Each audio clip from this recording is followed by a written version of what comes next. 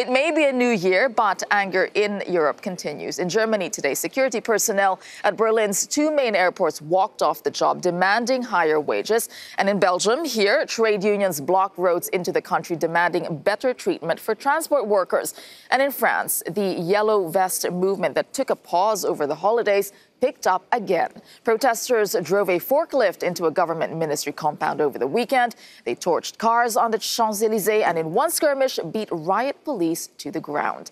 Well, demonstrations against a proposed diesel tax began in November, but have since morphed into an assault on Emmanuel Macron's presidency.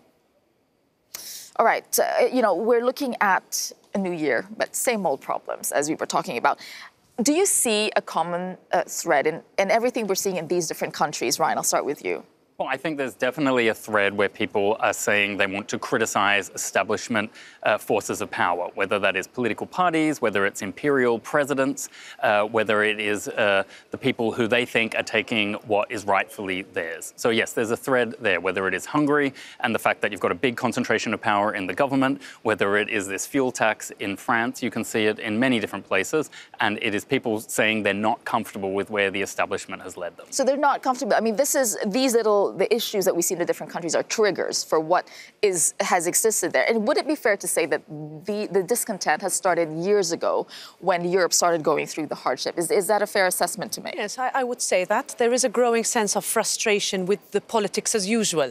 I think citizens are telling their governments that what you've been doing for decades and ignoring the problems of so many people on the ground can no longer continue. But of course, there's a difference between different member states. What you saw in Germany perhaps was more structured than what is happening in France, which is spontaneous and directly attacking the ruler of the country who was so overwhelmingly elected a couple of years ago. So there is this sense of, if I go out on the street, I can bring some governments to their knees. And I think that is emboldening more than when they started 10 years ago, if you can continue call the economic crisis as the start of this, is bigger now. And you were saying ignore. I mean, I might know where you stand on this, but do you think there is a sense of governments ignoring what people are saying? Well, it's my opinion that what we see now is an old problem in the sense that governments and the regimes, and especially the European Union, ignored several signals for almost a decade. Referendums against a larger European Union, more deepening of the European Union. Also, the electoral system in France is very special. It brought people to the power that were ignored by the people afterwards. So there is an injustice in the system, whereas people have to pay their taxes, they have to pay their fines, they have to come up with a tremendous amount of regulation. And that is a conflict. And in the meantime, the regimes don't listen to the people. And so we will see more of these things. When you said bringing governments down on their knees, I mean, what would people gain from this? I mean, wouldn't it hurt them as much as it hurts the government? Well, sometimes people aren't thinking very rationally or very long term. If they feel that they can punish someone they feel has done wrong to them, many people will take that opportunity, or they are inspired by one particular example or another, like the Brexit referendum or Donald Trump's election. It's not hard to join the dots between that and some of these protest movements. You see that standing up achieves some success or gets you a headline in one country, and you feel maybe I can do it in my own country. It's an election year here in Europe. So in many senses, people would be mad if they didn't try and take a shot at politicians, because this is the one time when politicians around the continent are all listening to them.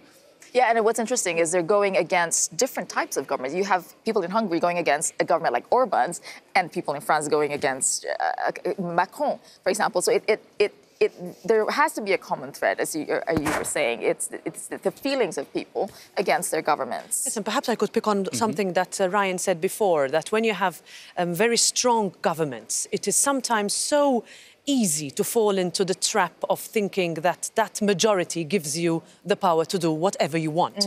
And at some point, populations snap. Now, whether that means that people go out on the street or they overturn long-standing democratic systems, or simply they realize that if a prime minister surrounded by a few corrupt individuals, they have to be the target while they are actually going around their life, paying their fines, being lawfully abiding citizens, law-abiding citizens. So let's talk about another aspect of this.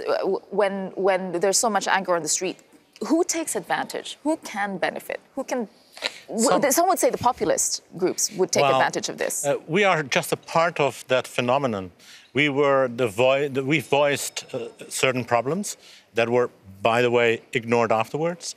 But what we see now is a more general society that comes up for real change, change of what governments up till now did, because most of governments in European Union do the same thing every time again with another person or another president or another government, but fundamentally do the same thing. And people want real change, especially on migration, but also on other issues. There must come a political, I would call it modesty in front of what people want with this change. And we are a signal, we are populists, we are the black beast, but actually we were just democratically voicing certain problems that have been ignored afterwards. Yeah, you are on the right, and I mean there are groups on the left as well that can be classified as populist. But the shift that we've seen in Europe, and we have been watching them closely. It really has moved from the center to the fringes, to the sides, as you would say, and it's even more significant now because of the elections, the European elections coming up.